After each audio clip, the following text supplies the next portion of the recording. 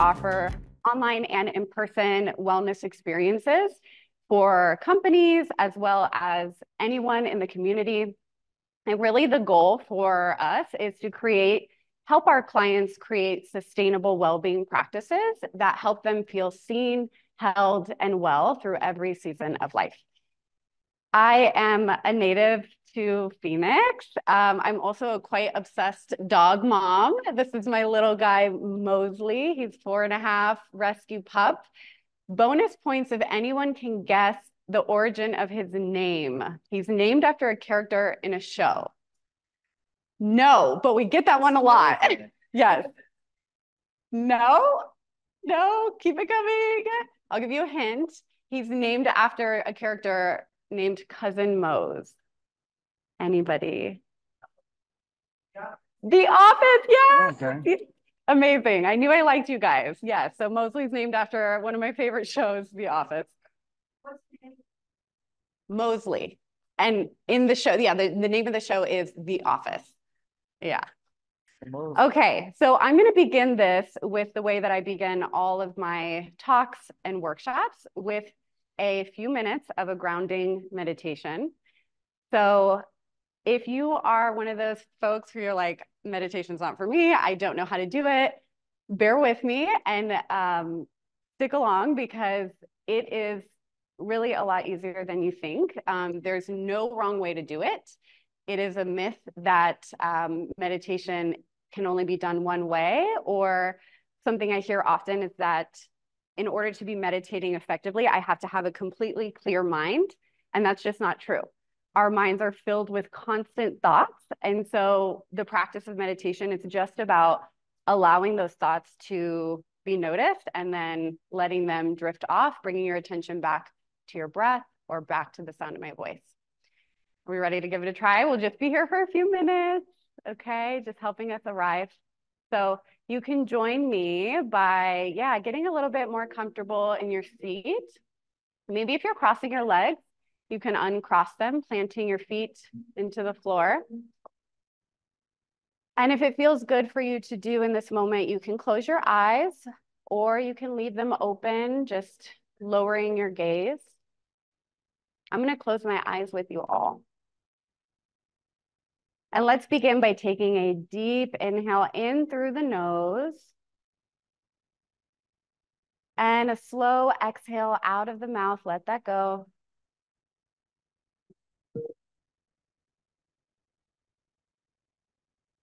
Good. Let's do that again.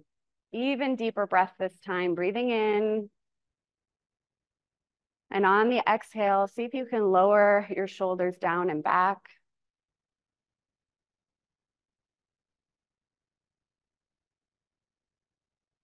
Maybe softening the space in between the eyebrows. Softening the cheeks. Unclenching the jaw.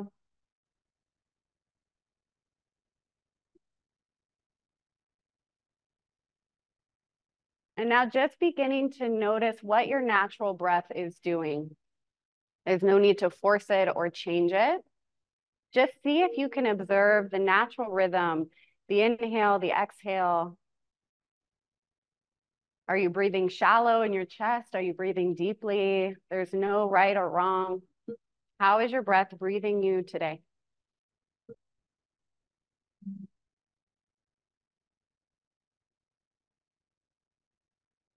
Good. And feeling yourself beginning to come back to your center. Letting go of anything that happened on your way over here this morning. And for these next 40 minutes, just letting go of anything you have to do after. Give yourself permission to just be here in this present moment.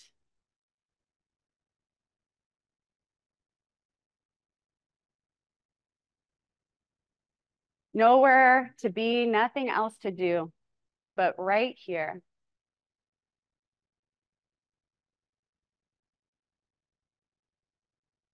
And I'm going to invite you now to set a small intention for the rest of your day here.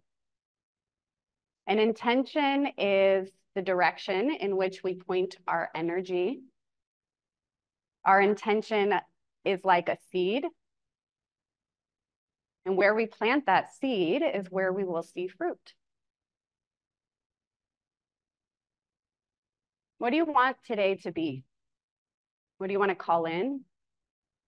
Maybe it's how you want to just be, perhaps open, curious, creative. Maybe giving yourself a chance to be a little easier on yourself.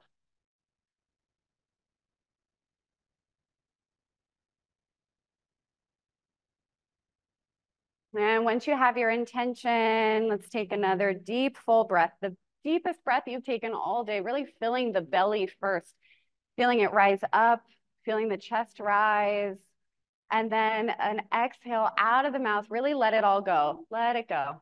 Good, good.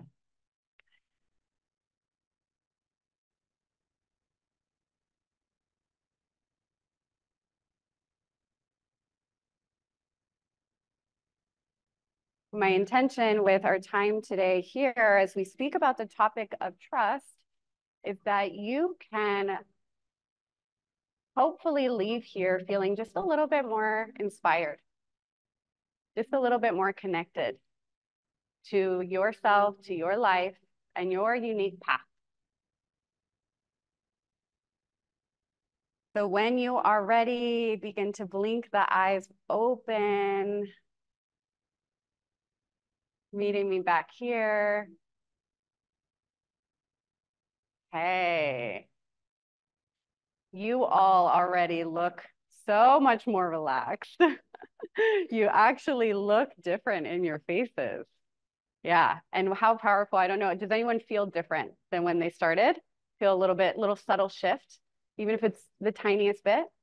It's amazing how just a few moments of breathing, a few moments of mindfulness can really help us feel better. So just remember that, right? The next time, next week, when you're in the office, you're feeling stressed, remember you can always come back to your breath. Okay. So let's get into the topic of today. I'm speaking about this idea of trusting life. And I want to share first what that means to me. And then I'll go into some ways that I think and have found in my work, working with hundreds and hundreds of people through my business Manifest House, people who are searching for more belonging, searching for more connection, maybe recovering from burnout, maybe going through this big transition in their life, right? Trying to find more alignment. I'll share a few ways that we've been able to support people in trusting their life more. So first, for me, I connect deeply to my inner guidance. For me, that's my sense of intuition. And it's something that we all have. It's that little inner voice that we hear. Sometimes it's loud, sometimes it's a whisper, but it's our guiding compass. And that is what I first and foremost have learned to listen and learn to trust.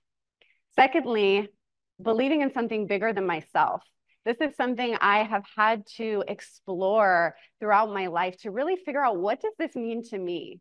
Because what I found is this is so uniquely personal to all of us, right? For some of us, it may be called God or universe or creator. For some of us, it may be nature. For some of us, it's community. So know that all of it is welcome here, however you define it, right? Connecting with something bigger. We're all interconnected. And the third piece is that I started making decisions not from my mind, but from my heart. So we'll talk more about how I've done that. And, it wasn't always an easy thing, right? It's taken a process for me to now live in this energy of trust in my life and trusting my unique path. So I like to say that I had a bit of an early midlife crisis in my mid-20s. I had this, really successful life on paper. I had a great job that I was fresh out of college. I had this great corporate job.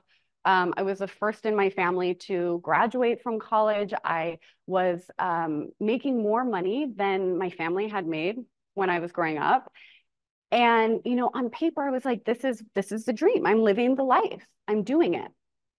And probably about a year into this, right? I'm living in Seattle at the time. I started to feel this whisper, you're not in the right place.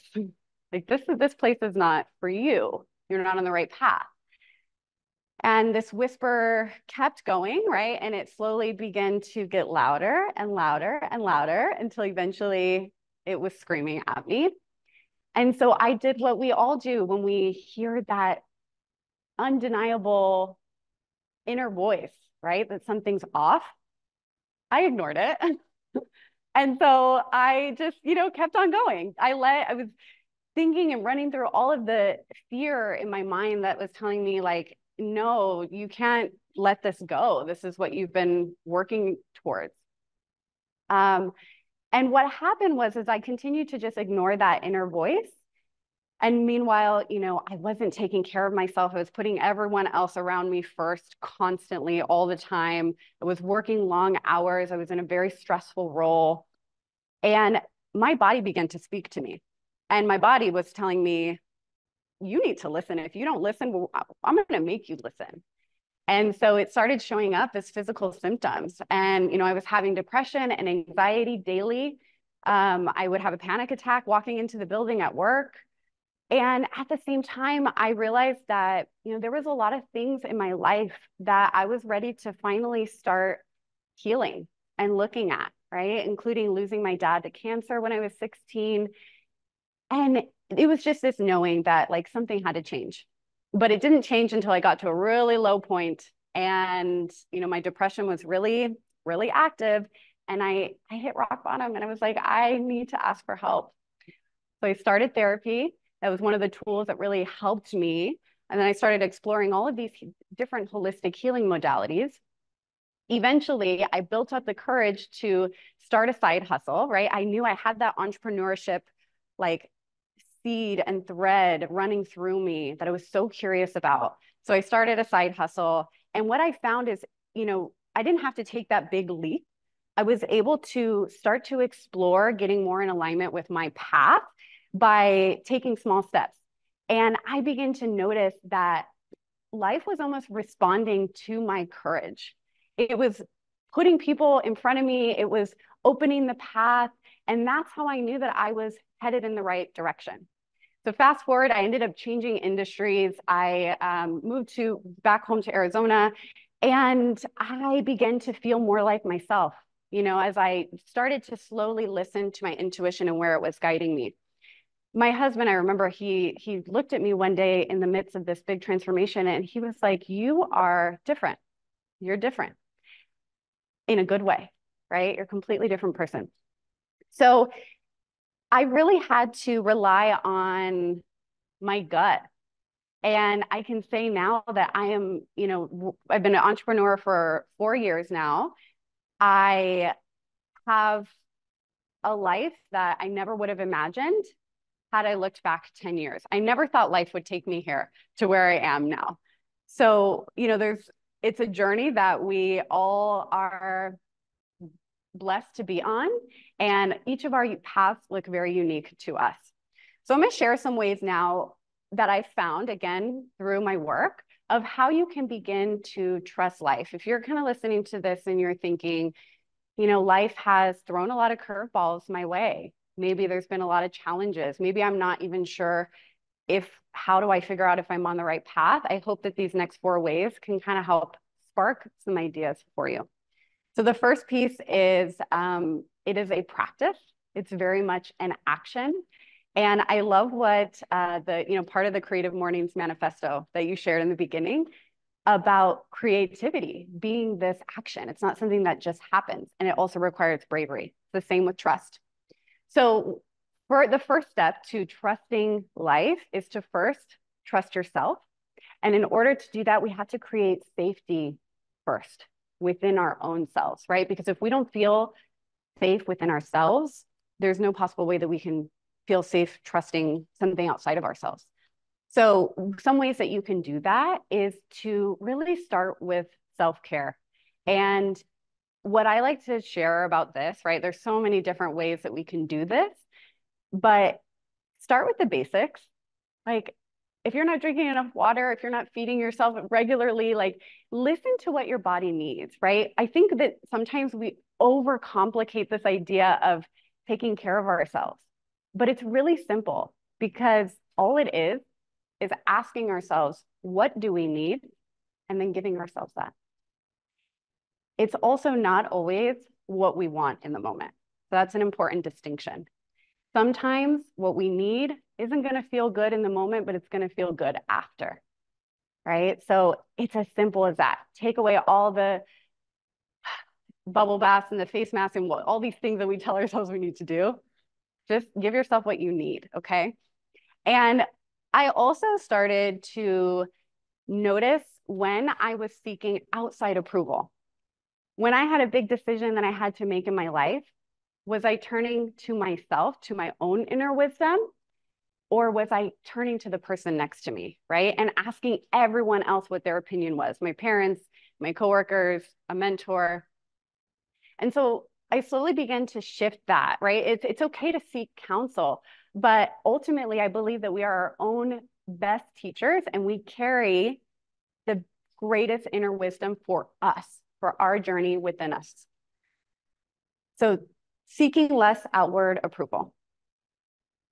Okay, so the second piece is getting clear, right? When we're trusting our life path, it can be helpful to know what direction we're heading in, right? What lights us up? What brings us joy? What makes us feel fulfilled? And how do we get clear? We get quiet. In our society today, we are so uncomfortable with being quiet, right? Think about how many notifications and screens and sensory things that are constantly in front of us, right? Even if we're maybe going for a walk, I notice that I immediately want to listen to a podcast. And I've had to intentionally give myself time and space to be quiet because when you are quiet, that is when you will hear that inner voice. That's when your intuition speaks. It's hard to hear it when there's chatter everywhere around you. Okay. So get quiet and begin to ask yourself, this life that I am currently in, am I living this life for me? Is it true to me? Or is it someone else's version of what they wanted my life to be? Right. And just starting to get curious and compassionate with yourself over time to begin to unravel those answers.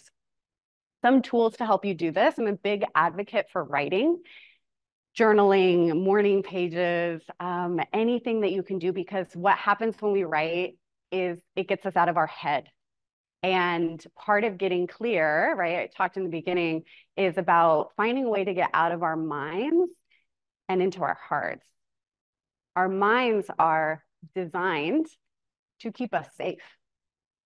And comfort is safe. Certainty is safe, right? So if we're trying to make a change, big or small, it's going to feel unsafe to our mind, but our heart will often know, right? And also give yourself permission to try things out. Give yourself permission to not get it right. I've found that oftentimes I learn more about my path when I veer off of it. Because when I start to go down the wrong path for me, I feel it. I know it, right? I just have that sense. It's unexplainable, right? We can't put our finger on it, but we know it. And that's what I want to invite you to begin to trust more, those nudges, those knowings. So give yourself permission to just try things out because it's going to give you information that will guide you and direct you towards the right path, okay? It's okay to fail. We know that here. We're all creatives, right? Okay, so the next one is to pay attention, also known as listening, right? When we're thinking about the way that life speaks to us, it's a language. And, you know, one thing I hear often is that if I don't have my full vision, right? Maybe you kind of have a sense of where you want to go, but you don't know what the next 5 years is going to bring. That's okay, because when you're co-creating with life, it's more like breadcrumbs that are revealed to you, right? More often than not, you're going to get the next step or the next two steps. And so think about it less as like, I have to have this huge vision for my life. I mean, if you would have, looked back at the last decade of your life, I bet you that every one of us here in this room has had some surprises along the way, right? We've had unexpected things that have happened, changing the course of what we thought our life would look like. So there's really no point in trying to plan out every little thing. And instead, follow the breadcrumbs and your intuition. And I'll give you an example here of how you can follow your intuition. So imagine that you're going on a road trip, but you don't have GPS. Okay. I heard there was this big tech meltdown today, right? So no one has GPS. It was a great timing. Thank you, universe. So, right, you don't have GPS and you don't really know exactly where you're going, but you're in the car and you know you're going to find the path. And so when you tune into your intuition in life, it's just like if you were on that road trip and you pulled over to ask for directions. And the person that you're asking, right, is giving you the next turn. They're saying, well, turn right, and then there'll be someone else over there to tell you where to go next. That's what your intuition is. It doesn't give you the full plan, right? It just gives you the next step, maybe the next two steps, and you follow it. And then you look back and you're like, oh yeah, that path made a lot of sense. It made a lot of sense for me. Even if it wasn't easy, even if there were challenges along the way, I grew and I get it, right? I get it. So you just get to trust and follow those breadcrumbs. Another way that life speaks to us that I love to talk about is this idea of signs and synchronicities. So I will share a personal story about signs, right? And how I received guidance and clarity on not only something in my life, but a big business decision. So I want to share here. The story starts with me going on an international trip. And I'll first start by sharing that as part of our business, we're an online membership community. That's one arm of Manifest House. And we host an in-person wellness retreat for women every year. So far, these retreats have been domestic, right? Just even here in Phoenix. And I have no retreat experience. I have no experience leading international retreats. And so it's all very new to me. And I kept it close to home just to make sure that I could create a good experience. Last year, I had a dear friend who hosted her own retreat in Guatemala. And I could not explain why, but I felt, as soon as she told me about it, I felt this immediate, deep sense of I need to be at that retreat. I'd never been to Guatemala before, but I knew I had to be there. And when I was there, I had the most beautiful, heart-opening experience. At the retreat itself, we worked with elders of indigenous Maya people, learning ancient wisdom, which I had been, already on the path of studying. And I felt so at home and so at peace. And we were in one part of Guatemala, we were in Petén, and there's another place that is somewhat well known. It's called Lake Atitlan. Yes, you know it. And so Lake Atitlan is this beautiful, energetic place, right? It's like going to Sedona. When you step foot in Sedona, you're just like, yeah, there's something about this place that feels different. That's how Lake Atitlan feels. And I knew that I was being drawn there, but I didn't know why. And so I decided to do some solo travel after the retreat. And again, not really knowing why, but just trusting that I was being guided there. When I was there, I was able to really rest and, integrate everything that happened during the retreat. And, I still didn't really quite understand why I was there. And also, when I was there, I was thinking about my next retreat for the membership and just thinking about how I hadn't felt inspired to work on the retreat. I didn't know when the next retreat was. I didn't have the dates. And, it'd probably been 8 months and I just wasn't feeling that creative flow, right? So I didn't force it. So I'm on my way home. I'm on my way back to the airport. I'm in the shuttle by myself. And all of a sudden, it was as if lightning struck me. I knew that I was being brought to Lake Atitlan to like host the next retreat, right? It was a scouting trip for my next retreat. I can't explain why. I just knew it in the moment. And I realized that's when I received my first sign and my first connecting of the dots, because I realized that during my solo travel, I had been connected to an amazing shuttle transportation company. I had been connected to a translator, and I had stayed at the most beautiful retreat space. I already had half of the team assembled and half of the retreat planned. The signs then continued. So I'm still sitting in that car. I'm thinking about this idea, right, of hosting this retreat. I look down at the book that I had bought for the trip, and I'll be honest, it was a trashy romance novel, no substance whatsoever. But I hadn't really noticed, right? I grabbed it at the airport. I was trying to make my flight. And for the first time, I read the title of the book. And the title of the book said, "Meet Me at the Lake." Not only that, but the motto, the tagline that we use at Manifest House, the one that I sign off all of our emails with, is "Meet you at the house." Right? And I'm like, okay, this is interesting. This is within like 10 minutes of receiving this information, this idea that struck me. Okay, so then here's another sign, right? The third one. I open Instagram. All in the span of 30 minutes of each other, these signs happened. I get a message from one of our members who I don't know very well. We never talk, right? We don't like communicate often. So it was kind of weird to get this message. And she said, "Hey, Angelee, I can't help but wonder if you're putting together the next retreat. I've been waiting for you to make the announcement." Right? So all of these signs, I mean, we could chalk it up as a coincidence, but there was something in me that knew there is something to this. So fast forward, I get back home, right? I'll be honest, my mind started showing up and I was like, there's no way I'm hosting an international retreat. That was not part of my plan. This was not part of my strategy. I'm not ready to do this. So, I had some doubt, and it took a couple months to come to the decision to finally say yes, because every time that I got quiet, I got clear.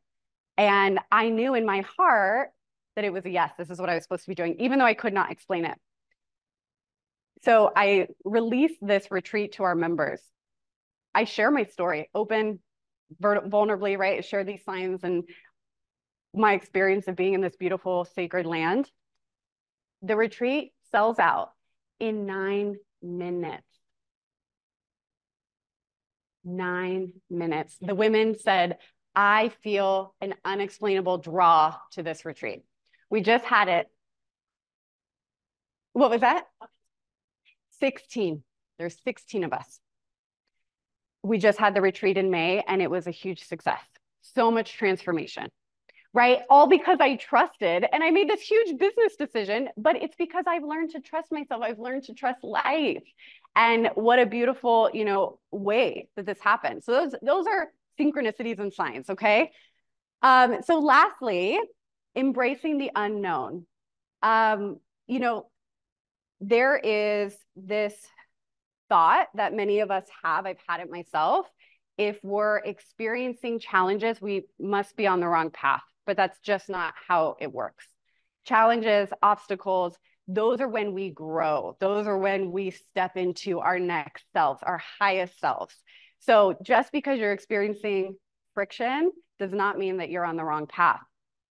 I want to share a little story. I love nature. I'm a little nature nerd. I just think that there's so much wisdom that the earth has, and we are part of nature, but there's so much wisdom in the way that the plants grow, the behavior of the animals, and we can actually tie it back to our own stories.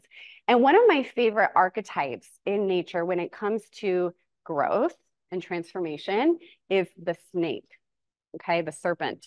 So the snake obviously sheds its skin. We all know that. And what happens is that the snake, when it knows it needs to shed its skin. It has this knowing, right? It senses it, it uses its instincts. It's something is ready to shed, something's ready to change.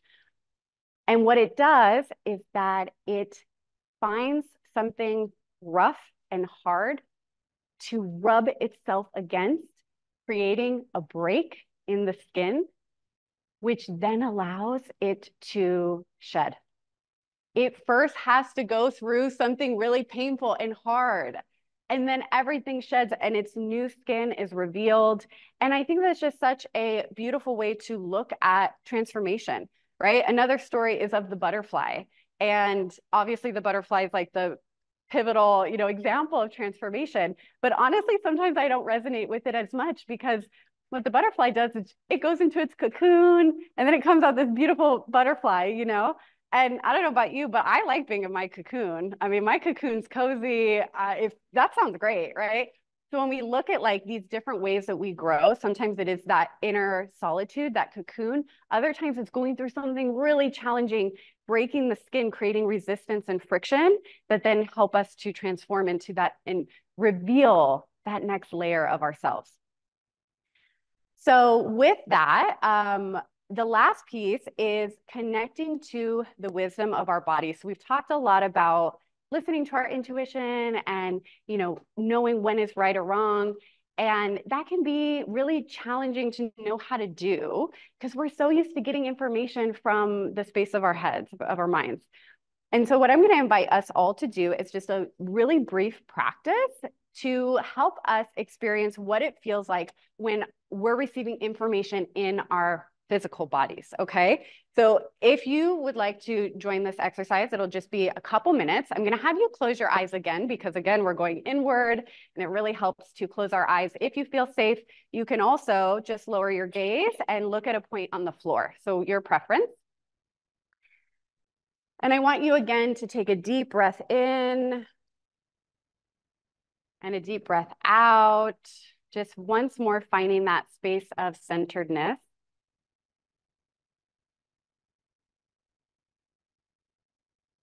Taking another couple deep breaths here.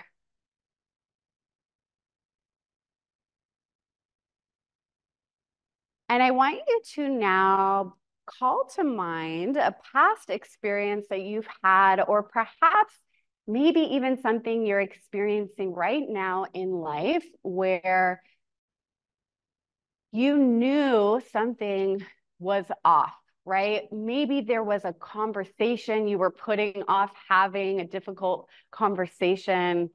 Perhaps it was having to let go of a team member. So something that you were resisting to doing, right? You were putting it off. Call to mind a situation. Again, maybe it's something currently in your life, right? A time when you knew you were not following your unique path or your heart or your intuition. And I want you to notice here, if you feel any sensations anywhere in your body, you just notice what you're feeling.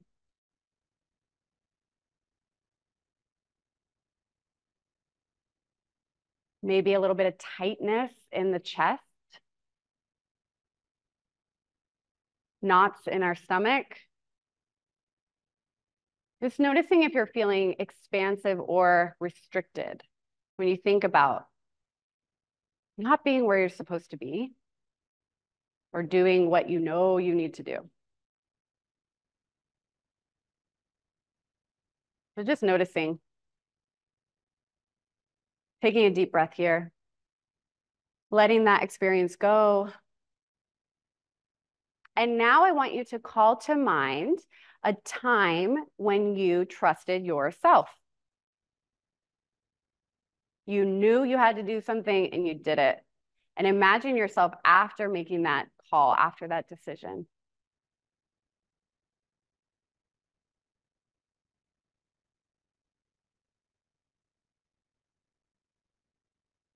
What did it feel like to listen to your gut? And notice now how your body's feeling. If you notice anything a little bit different.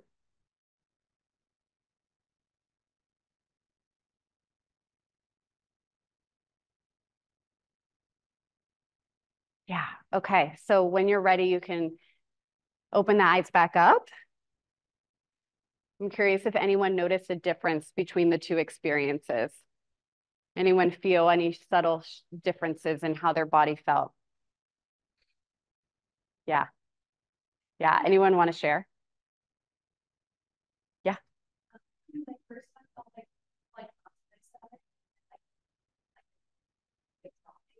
Mm. And then the second one felt like chest, like more like. Love that. Thank you. Thank you so much for sharing that. Yeah, and I'll repeat it for those online. She said for the first one, she felt a drop, almost a drop in her stomach, right? This like tense feeling. And then for the second one, there was more of a sense of openness in your chest. Yeah. So see how just tuning into our bodies, they're trying to give us information. There's a lot of wisdom that we hold within us. And so that's another practice that you can lean into whenever you're feeling uncertain, right? Like what do I do next? What do I do? How do I make this decision? Where do I go from here? Tune into the wisdom of your body. Okay, so last piece that I will leave you with before we open it up for questions is that this process of trusting life is very much a co-creation. So it doesn't mean that we're sitting back and just letting life take us where it wants to go and we're just like, not doing anything.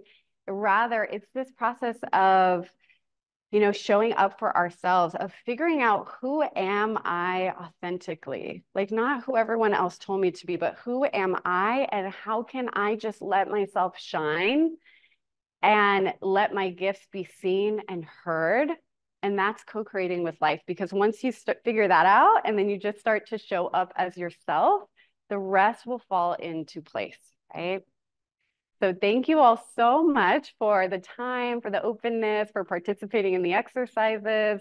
It's been such an honor, and I'll open it up in case anybody has any questions or comments.